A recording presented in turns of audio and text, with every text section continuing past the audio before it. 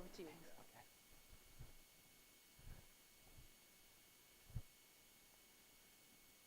I'm going to start today with a story to set the tone and the context for the day. So I'm going to start today with a story that will hopefully set the tone and the context for a discussion on people analytics and a discussion on workforce planning. I had just started in a role as a head of workforce planning at Devon Energy, which is a Fortune 500 oil and gas company. I was in the Canadian division. And I was in a meeting, it was a round table, and the president of the Canadian division entered the room, and he went around the room and began asking his vice presidents and his business leaders questions. And the topic of this meeting was specifically headcount targets and goals for the next fiscal year. So he went around the room, and he asked all of his leaders a series of questions, and everybody had great answers, and he was happy. And then he came to a question where he asked one of his vice presidents what the target was for their engineering leadership program for the next year. And they had a number, I think it was something like 50.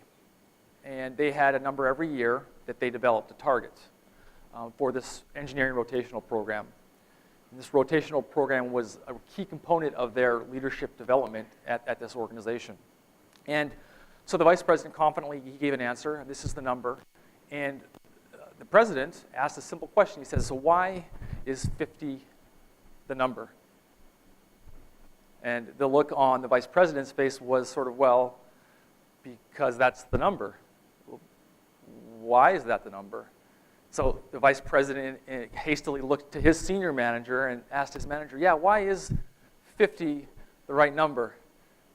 Panicking, the vice president then, or the senior manager looked to his manager and was like, yeah, we did some analysis on this. Why is 50 the number of people, the number of candidates that we have entering this leadership development program?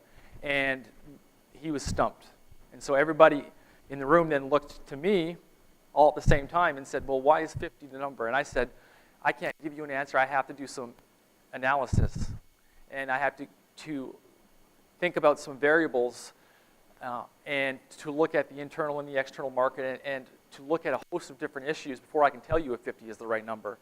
And so this really was the start of a big project that we went down to find out what the right number should be in this leadership program.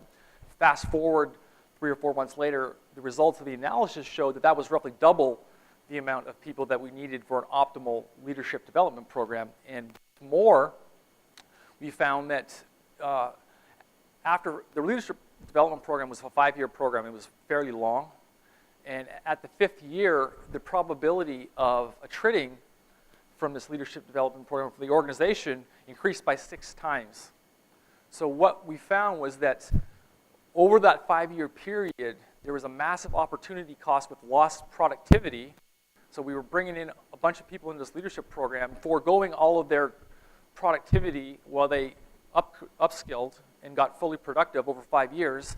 And when they finally reached that 5-year mark, when we could actually use them, and when they would be a value add to the organization, they left for our competitors' organization. So we were, in effect, a breeding ground for talent, and that's all we were. We invested heavily in this program, only to see the people that we had invested in leave. And so it was a classic buy-build question that we had been getting wrong for a very long time. But moreover, what this shows you and demonstrates is why it is so important before making any type of a decision with regards to your people or your strategy or any type of program initiative that touches your workforce to use data and to be able to make informed decisions. Because clearly, not only were we putting ourselves at risk, but we were helping out our competitors. And just basically, they were sitting here saying, okay, well, we don't need to develop a leadership program. We'll just go and take Devon's employees and pay them 10% more and save all that money and time and opportunity cost of having to lose the productivity over that 5-year development period. Okay? So my name is Ross Sparkman. I am the head of strategic workforce planning at Facebook, and I'm so happy to be here. I'm glad that you guys inviting me out here. This is the first chance that I've had to come and speak to an audience in India. A lot of my colleagues at Facebook are from India, and I have to be honest, some of the best people that I've worked with, best business minds, sharpest analytical people I've worked with come from India. So I was really excited about the opportunity to come out here and speak to you folks to get your take on people analytics. What I want to talk about is today a couple of things. First of all, I do want to talk about people analytics, but moreover, I want to talk about workforce planning and how do we go about implementing a workforce planning function that adds value. What are some of the key takeaways that I've learned over the years in implementing a workforce planning function? Why would we want to do that? How do we measure it? What are some of the pitfalls that we could potentially end up in if we're not careful? And so those are some of the themes that we'll talk about today. The first thing, though, that a lot of people tend to ask me is, why should we use data and analytics to make people-related decisions? And this is a fair question. Why do we? Some people would argue that there's too many variables in the human condition, that people are too unpredictable to be able to use any type of reliable measures or statistics to predict or understand them with certainty. And that's a valid point. I understand that. There is a lot of variability and noise in the data when you start talking about people. Other folks might argue that reducing the workforce to a series of numbers and metrics is unethical. And I also understand that. It's a sensitive issue. But the way I approach this is that I think that we do ourselves more disjustice and more harm not understanding our workforce and our people and being able to make decisions that will better the organization, that will in turn better their chances of succeeding in their careers than if we didn't use data, right? So,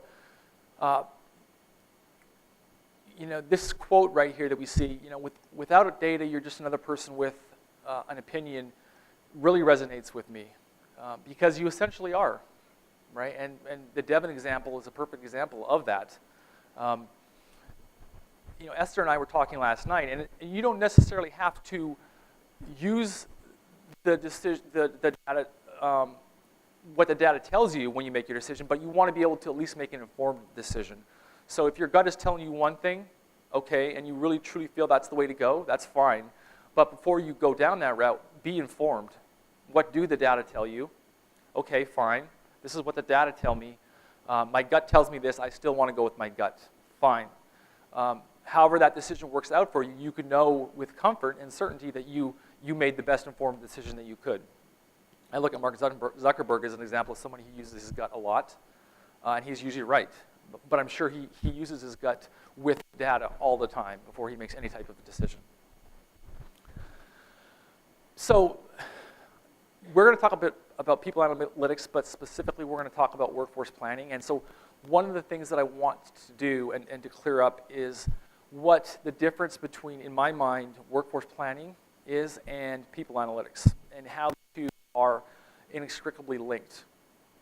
Think about the enterprise and what the enterprise is trying to achieve. We're trying to add shareholder value. We're trying to execute on our mission, on our strategic objectives. And we have different functions across the enterprise that do this. In order to be able to execute on our mission, to drive shareholder value, we have to make decisions every day. As managers, it is our responsibility to make decisions that are in the shareholders' best value. To do this, we use, in most functions, we use some type of analytics to make those decisions. Financial analytics, marketing analytics. We use all types of data on market situations, product marketing, to make decisions. Specifically with people, we also do that, right? We need, or if we don't, we should be doing that, as I just alluded to. If we have a program or an HR initiative or any type of people-related decision that we need to make, we should be analyzing the full suite of data that's available to make that decision. The output, however, of that decision is when we start talking about workforce planning.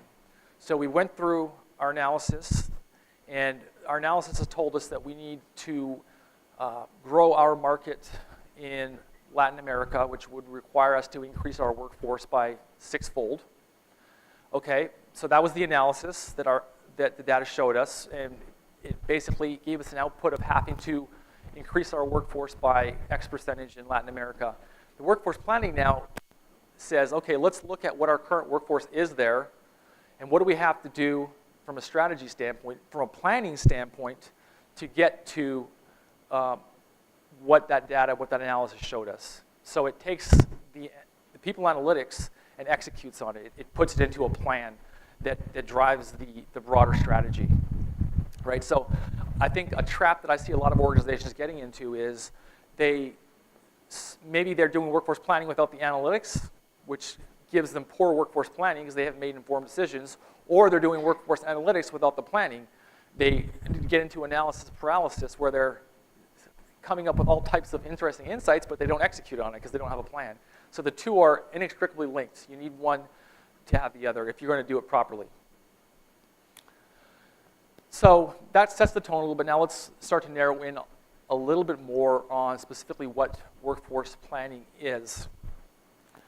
When I think about workforce planning, I think in the most simplistic framework of there being a current state of where you are today, a future state of where you want to or should be tomorrow based on your business objectives, and then a bridge that you need to cross to get there. Okay? So it's today where we're at, and I'm talking about specifically with our people or our workforce. Tomorrow, where we need to be to execute on our strategy, and then the bridge how to get there. And it takes an understanding of what the supply of our current workforce is in terms of the skills, the distribution of diversity, competencies, actual FTEs, contingent workers, this big matrix and distribution of a bunch of different things that make up the supply of the workforce that we need to be able to understand in the future. Then there is the demand. The demand is what's driving the business strategy and what's going to drive the need for these other skills or competencies or FTEs or contingent workers or diversity or people in a specific location. Is there a big project, a capital project, if you're in the oil and gas industry in Nigeria over the next 3 years that will necessitate the need to have workers with a special skill over the next 3 years? Okay, that's your demand. So we know that this project is going to require us to have X number of people here. That's the demand. What the business are telling us. Okay, Facebook, are we growing our user base by X percentage every year that requires that we have this many more people? That's the demand, and that's a key crucial part of understanding and linking HR strategy to a business strategy. Understanding how the demand or the business drivers impact the workforce. Then there's the analysis piece that we just talked about. Then there's taking all of this information and being able to put it into an investment strategy that we can use to execute on that mission. So it's actually saying, if we're growing in Nigeria, what's the percentage of dollars that we need to spend now on the workforce out of our budget? And then finally, the last piece is the actual tactical and operational piece. What do we actually need to do to get these people in place? Is it talent acquisition? Is it global mobility? Is it internal build? This is the operational tactical meets the strategic piece. So at a high level, that's what workforce planning is, okay? However, when we think of workforce planning, it touches even more than that. And this slide, I want to talk a little bit about specifically within HR, the different areas in talent management that workforce planning actually touches. A lot of people aren't aware or don't always have the ability to leverage the full power of workforce planning when they think about talent management activities. And this slide, we'll talk a little bit about that. So, we talked about the supply and the demand, so the strategic drivers are what's driving demand. The trends are what is driving the supply. We look at the current state as being where we're at today. Then we do our workforce planning. What that means, though, and the areas that could potentially be touched by that planning in that current versus future state is fairly broad, right? If you think about talent acquisition, and if you think about that current versus future state, how many recruiters are we going to need to ensure that we have the right people in Nigeria, right? How many people do we specifically need to recruit to make sure that we have the right people in Nigeria? Performance management. Are we developing our people with the right skills that are going to drive efficiency in Nigeria? Do we need to focus more on our competencies and developing our competencies in Nigeria to execute on that strategy? Training and development to that same end. Is it the buy or build question? How much money should we be investing in our development of workers in Nigeria vis-a-vis someplace in Latin America or in the US or in India, right? What's the proportion of training and development that should be allocated in Nigeria? Leadership development. Do we need to start thinking about how we're going to develop our leaders in Nigeria today versus tomorrow? Rewards and recognition. Is there anything that needs to be addressed with regards to how we are incentivizing our workforce in Nigeria compared to the other parts of the workforce? Org design. Do we need to create a more optimal org structure now, looking at the way we're leveled in Nigeria today versus where we need to be in the future, okay? And then actually deploying the workforce, How are we going to go about executing all of this? So you can quickly see that there are a lot of different areas that workforce planning touches, all accomplished through people analytics. So it's not just merely a headcount play. It really is a strategic imperative that the organization needs to consider to do effectively.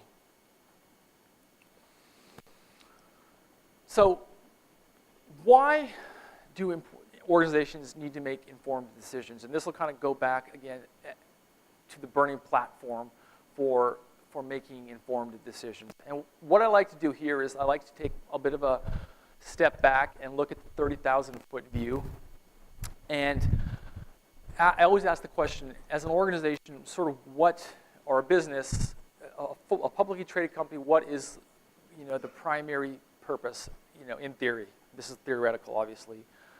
So irrespective of social, decisions, etc., you can make the argument from a capitalist standpoint that the primary reason that an organization is in business is to make money, right?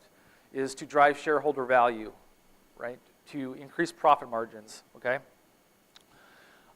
How do you do that? Well, there's certain things that you can do: revenue growth, improving your operating margins, asset efficiency, and managing investor expectations. If you look at the balance sheet of an organization, you'll usually see that one of the biggest costs associated with an organization is their people, right? Payroll is just a massive expense on a balance sheet, okay?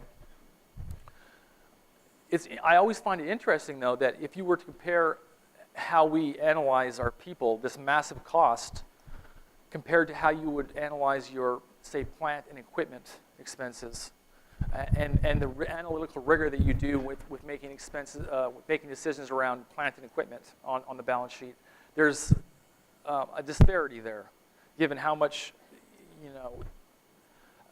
of the total costs are accounted for with plant and equipment versus payroll, right? And what's more is if you start talking about plant and equipment, that depreciates in value, right? So that's a cost that depreciates in value, whereas your biggest cost actually is also an asset that appreciates in value if nourished correctly, right? So why then would you not use the same type of rigor or more rigor with your workforce and your people-related decisions, given how much of an actual impact potentially it has on increasing your bottom line and driving shareholder value, as you would with every other part of your organization? Arguably, this is the absolute most important part of the organization that you should be making analytical, fact-based decisions about, right? And I don't think that a lot of people or a lot of organizations understand that everything that we do, every decision that we make has some type of an effect, right? So we don't want to be making decisions independent of our broader strategy. right? We want everything that we're doing in terms of decision to be linked back to what we're doing as an organization to drive shareholder value, okay? And you can look at this and just see that there's literally direct costs that are associated with workforce planning, salary and benefits, recruitment, onboarding, global mobility, indirect costs. These all add up quickly, and they're significant. And we should be using analytical rigor when we go about doing them, okay? So we kind of talked a little bit about what workforce planning is, why we want to do it, how it plays into broader talent management. There are also some key components of workforce planning that I want to call out specifically, and I'm going to go in a little bit more detail later on in the presentation, but there are probably 7 or 8 different components here that we want to consider as we go and start to develop a mature, strategic workforce planning function. The first is what I call critical workforce segments. And this is the sort of the Pareto principle here, that as much as we would like to think that all of our roles are strategically important within the organization, the reality is that 20% of the roles in an organization probably drive 80% of the value, right? So who are the people in the organization, not who, but what are the roles in the organization that if they did not or were not there tomorrow, the business would not be able to run, right? Like if you look at Facebook, it would be our software engineers. If they didn't show up tomorrow, we would not have a business, right? If I didn't show up tomorrow, we would be just fine. So I would not be in a critical workforce segment, right? Who are the people in the organization, or who are the roles within the organization that really are driving the value? And that's sort of, we want to prioritize the way we look at the workforce in terms of those roles, okay? Not to say that we would ignore the other roles, but there is a bit of a difference in the critical workforce segments. The actual structure and the composition of the workforce. This is the leveling mix, the org design piece. How do we optimize what our experience level and our productivity level is, our regional matrix? How do we do that? That's what we're talking about with org structure. The skills and capabilities piece. This is absolutely crucial. We want to be able to understand what our skills mix is today and what it needs to be tomorrow. We live in a very dynamic world with technology that changes extremely fast. And because of that, there are skills that are going to be needed in the future that are not even known about today. When I was at GE, we were really getting into 3D printing. We are getting into 3D printing right now. And they are an organization that is at the forefront of this. There's not a lot of people that have those skills. And so it was something that we were trying to plan for that was almost non-existent at the time. But because it's non-existent at the time doesn't mean you can discount it. So you have to be thinking about what are the skills that we need to drive the value tomorrow. Performance. This really talks about productivity of the workforce, efficiency of the workforce. It touches around how do we invest in our workforce to ensure that they are going to be as efficient as possible and be able to execute on our strategy. Capacity management. This is the actual supply and demand piece. How many do we have? How many actual butts and seats do we have today? How many do we need tomorrow? How many should be contingent workers? How many should be FTE? There's a big discussion now around the changing dynamic of workforce composition in terms of a contingent workforce gives you a lot more flexibility and helps you mitigate risk a lot, right? But there is potentially some organizational culture issues that you could possibly forego with a contingent workforce. For us at Facebook, we would love to have a contingent workforce in place because it gives you flexibility, right? It allows you to weather the cyclical nature of business. However, it's hard to drive a culture that is united with a contingent workforce. So it's a very thin line, okay? And then ultimately, we need to be able to look at a workforce plan. That's that operational piece where we bring it all together and can actually execute on it. So these are some of the key components and key things that we need to think about with regards to workforce planning. So where to start?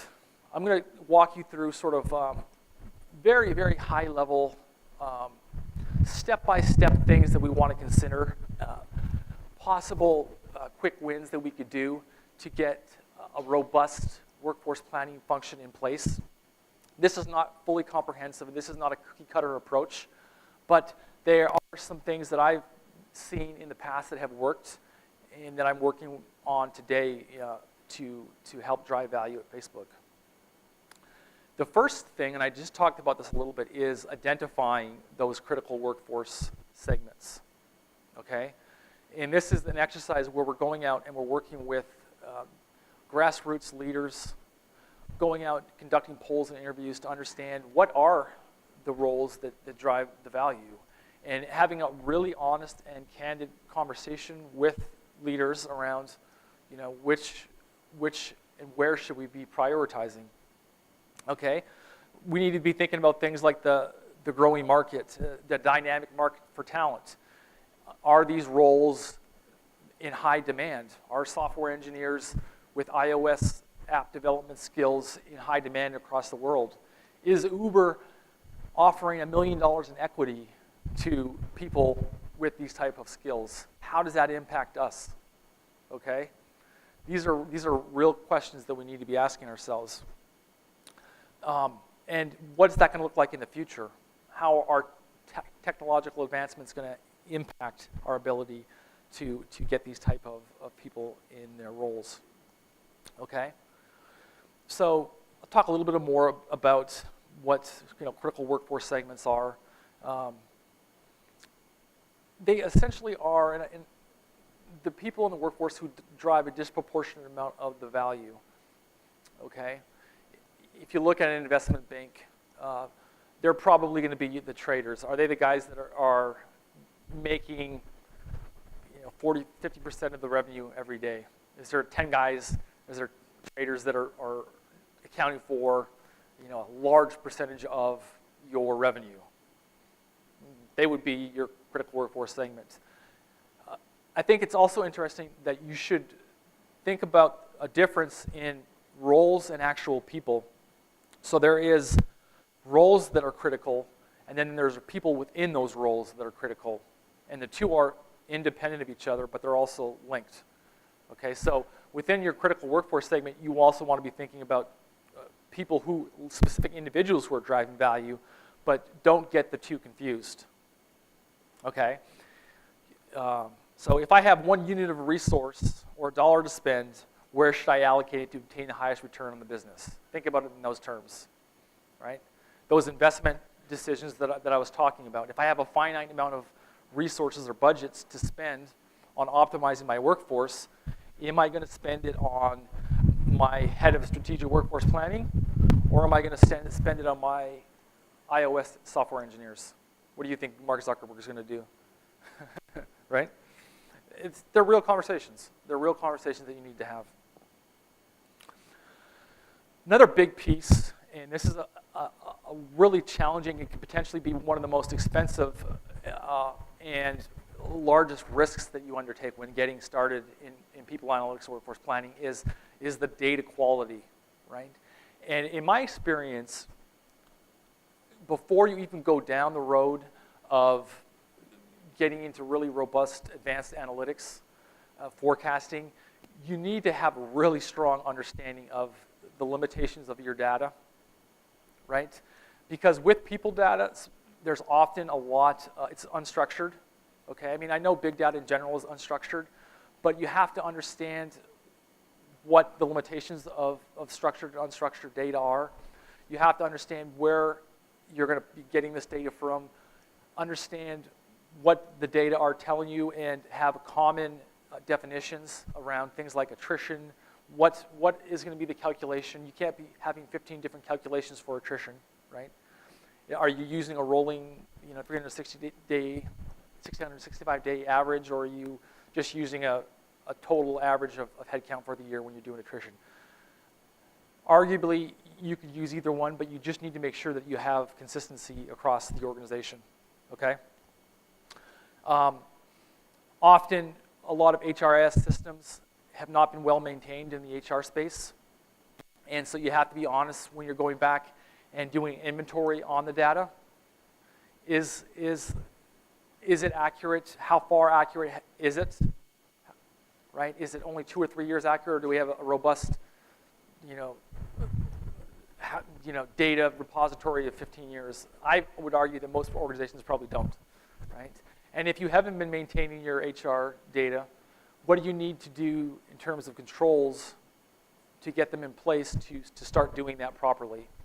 Get those things down and master that first before you go and get into the advanced analytics, because what happens is you go and you drive a big, deep analysis, you come up with a set of predictions, or you come up with a big inferential statistical study, and you go to present it to some senior stakeholders, and they say, well, I know for a fact that I don't have this many people in my organization.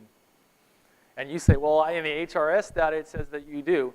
And I know how many people I have, and that's not the right number. And so all that work that you just did is now not valid, and also your credibility is being questioned. So just make sure you go and you do that, or you have an understanding, or you at least articulate that if there is challenges, that there are challenges, and that you're going to solve them, or you're working towards solving them. The supply and demand piece, you need to go and you need to fundamentally understand what your current state is. This is when we go and we talk about what are the skills that we have, how many people do we have, where do we have them. And then we need to go and we need to do some statistical analysis into the future. This is where I go and I start doing some multivariate regression analysis. That's, if you look at revenue as a business driver, what's the correlation between revenue and future headcount growth, right? We try to go and really quantify what the future demand for people is going to be based on true business drivers, right? Raw material costs correlate with, supply chain headcount by, 0.9 maybe, or something like that, right? Go in and do the analysis, drive the correlations, right? Use those results to figure out what you're going to need in the future. Okay, so get that baseline supply and demand piece down. And this is really speaking to the same thing. Once you've done that, you can go and you can really project your demand. So how many people are we going to have in the future, are we going to need in the future, and supply. After attrition, after internal transfers, etc., what will our supply look like year over year? So now we're talking about not only the incremental demand, but what's going to happen to our workforce after attrition. And so how many people we need to backfill, and how many incremental hires are we going to need to? What are the skills that are going to be lost? Where's the training that we need to put into place to make sure that we've mitigated the risk of losing these people and the incremental demand that we're going to need in the workforce as well? This is just another chart that talks about that, supply and demand. How many do we need? How many do we have? And what's the difference or the delta between now and the future? Okay? Now what we need to do is we need to pull it all together, and that's when we develop that strategy. Okay? Where are we going to need those people based on that supply and demand, the gap? How many are we going to need? What are the skills that we're going to need? Right? What's the level that we're going to need? How much are we going to spend on training? How do we develop an optimized blend? Right? How do we develop an optimized blend? And if we have that optimal mix in place, then we're going to drive that shareholder value that we talked about. We're going to be able to say with confidence that we know in the future what our people distribution should look like, what our workforce should look like in the future. Right? We know that we're going to be growing revenue X percentage in China, and we're going to be retracting in the United States over the next 5 years. So we can say with confidence that we're putting in together a plan that's going to develop an optimized mix. Okay? And then we put it together and we develop a plan. We track a plan. We have meetings on the plan. How are we doing against that plan? What are the market conditions that are changing? How are things internally changing? They're going to change month to month, right? But at least you've set out targets and you're tracking against them and you understand how things are changing. And you're going to feel like you have a lot more control over what's happening. You're going to be able to go into those meetings with the president and say, we had 50 people coming into our leadership program initially. Now we have 25, and this is why. This is the value that's going to drive. These are the types of answers that we need to be able to have as managers. So what does the workforce plan actually look like? Well, it's obviously up to the eyes of the beholder, and it's going to vary by your organization. Some organizations might want something really detailed, but I would argue that it should be something that really basically provides an executive summary that identifies the risks, that identifies and draws a link to the strategy and how you're going to address the strategy. What happens if you don't do that? So really quantify the risk, and then quantify the impact of doing it, and then develop a set of metrics that you can put into place to track and to measure, okay? In my experience, there are a few tips and traps that I've seen other organizations and parts of the organization that I've been working with fall into. First is that critical workforce segment. We're focusing on the wrong parts of the business, okay? And if we do that, and we have that dollar to spend and we've misspent it, we've done all our analysis, but we didn't spend it in the right place of the workforce, then we're not going to get that maximum impact or that maximum improvement at the end of the day. Think about leading indicators too. I think that most organizations still are at a point analytically or statistically where they are just looking at past trends. We want to be able to get into being able to do a little bit more sophisticated types of statistical analysis that will provide outputs that are more leading, right? What is the future going to look like? Not necessarily this is the trend in the past, but based on what we know about our business, our external market conditions, what will the future look like, or what should the future look like? Okay, talent drivers. There's also more of this subjective piece around understanding that no forecast is going to be perfect, so we do still need to have that input from managers who know the business, right?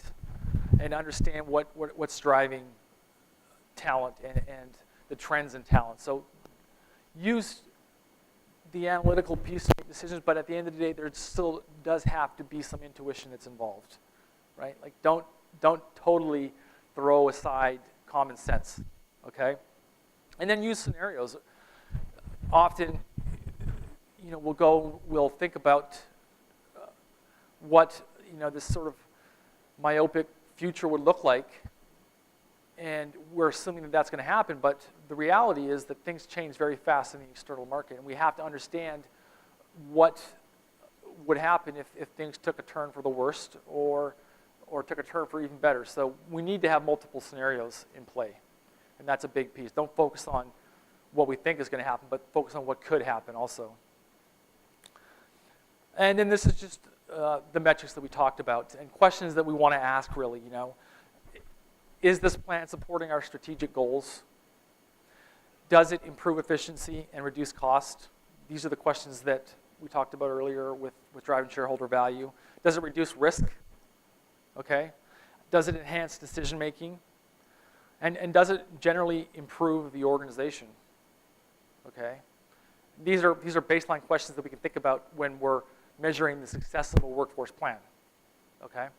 So I think that we have about 6 minutes left here. I want to give some time to address some questions. I wanted to give 15 minutes, but I started talking and I do that. I'm overly verbose sometimes. So I want to give some time to answer some questions. I'll also be available afterwards if you want to talk offline. Does anybody have questions about any of this stuff? Yes, got a bunch. Start here. I saw 2 hands, so yeah. Yeah. Thanks for your talk. So my question is around the balance between acquiring more information, Yes. which helps make your entire workforce planning analytics more effective, Yes. versus the need to protect and manage individual data privacy, especially in India where the data privacy laws are still evolving. Yeah. How would you think about that, and what kind of recommendations would you have? Yeah, that's actually a good question. And we do see some of those types of challenges too in the States and in Canada. I think generally the way I've approached them, and I don't know how that would play out here, is that when you're doing any type of analysis on the workforce, you have to do it at an aggregate level, right? So you can't necessarily, like if I'm doing an attrition analysis, I can't drill down so deep where I'm identifying actual people that would say that, based on this profile and these 25 different variables that Joe is at risk for leaving the organization. Rather, what I would do was I would analyze I would mask all the different individual employee identification numbers, analyze the entire workforce as an aggregate, and then present the final and say that there's this segment of the workforce, the critical workforce segment or whatever, is at risk for attrition, right? There's 13% of the people in this organization that could be at risk for leaving. So I tend to look at it at an aggregate when I'm doing the analysis. That's actually a pretty big philosophical question that's going on right now in the States in general, in people analytics space, is what is the balance between how granular you can get it. And I find that I think initially a lot of organizations thought that we could get really granular, but I'm seeing there being a lot of pushback around ever getting to a point where you can individually identify, and I use attrition as an example, an individual level of detail. So does that answer your question? Yeah, it does. I mean, but the competitive advantage is It is. I mean, ultimately you would want to, but there is a balance between, restrictions around data privacy and what you can actually do. Yeah, ultimately you would want to go as detailed as you possibly can. One thing I've also found, though, is that statistically speaking, that sometimes the ends get so small when you go down to the individual level that they're not valid statistically anyway. There's too much noise, right? Depending upon how, like if you're looking at a company like GE where there's 300,000 employees and you have this massive, massive data set, fine. But if you're at a smaller organization, if you start to get too granular, got 3 minutes, if you start to get too granular, the ends start to get too small and you can't, the degrees of freedom are just not, broad enough to be able to make any type of valid statistical findings. So that's also something you need to consider, but yeah. Hi, I'm Govin from Citigroup. Yes. I just wanted to ask you one. So there's a lot of buzz around. I can't quite hear you. Yeah, so there is a lot of buzz around social media analytics. Yes. So is there anything that Facebook is doing in terms of big ticket initiatives so that we can use that particular data purpose? So I can't talk too much specifically about what Facebook is or isn't doing. I can talk about a product that Facebook is developing right now. It's called Facebook at Work. I don't know if you're familiar with it.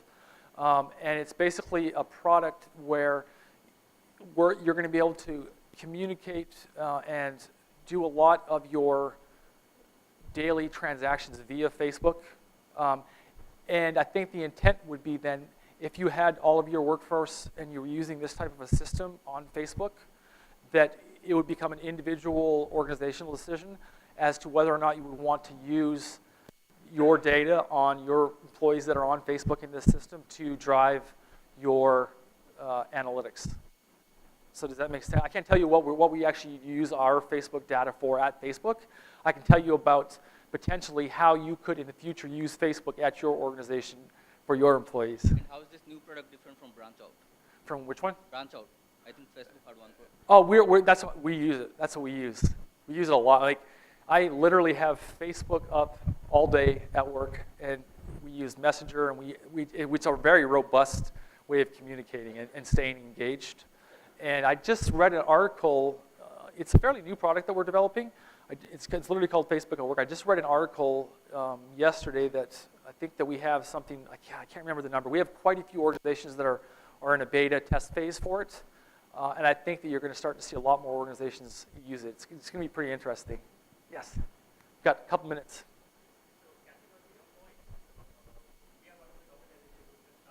Oh, did you really? Oh, interesting. And so basically what I wanted to understand, like you kind of just mentioned, sorry, by the way, I'm Sanjeet. Hi, Steve. And I'm from Godrej Industries. And from where? Godrej Industries. Okay. And we've just about started to use Facebook at Work. Okay. Now that you mentioned that Facebook at Work can also kind of provide you a lot of analytics around employee behavior and employee engagement as such. Yeah. Is that something that's kind of planned? Because what I see right now is very basic stuff, Uh-huh. right? It's more for communication and collaboration, so to say. Yeah. Well, so and this is when you start to, it becomes a philosophical question around your ability as an organization to mine and analyze your data. If you're using Facebook at work, the data are there, right? Like you'll be able to actually measure like how many employees were interacting and this and that, and what you do with that data and how sophisticated your statistical analysis is really drives how much value you can gain from that. So it's almost like the sky is the limit, right? If you have the capabilities and the willingness to want to use it, because it's there, then you can drive the insight. But you're going to have, as an organization, to answer questions, philosophical questions around how much of it do we want to use, right? Is there legislative questions? Is there restrictions on it? I think that what you're going to see moving into the future is that there's going to be a lot of dialogue around that. Ultimately, to drive the most insight, though, you would want to use it.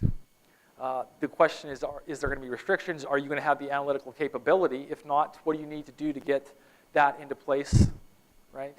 And then how do you align that with your strategy? So I get excited about it because I think that it's when we start talking about workforce analytics and people analytics, this is what we're talking about, like really real good data here, right? Really good data, this type of stuff that we can do with it. So, okay, I think that's it. So I'll be around too, and I'm happy to engage anybody in conversation, dialogue. I'm on LinkedIn, so feel free to connect with me. But I really do want to thank everybody again for inviting me here. I think this is a world-class event that Esther's put together here.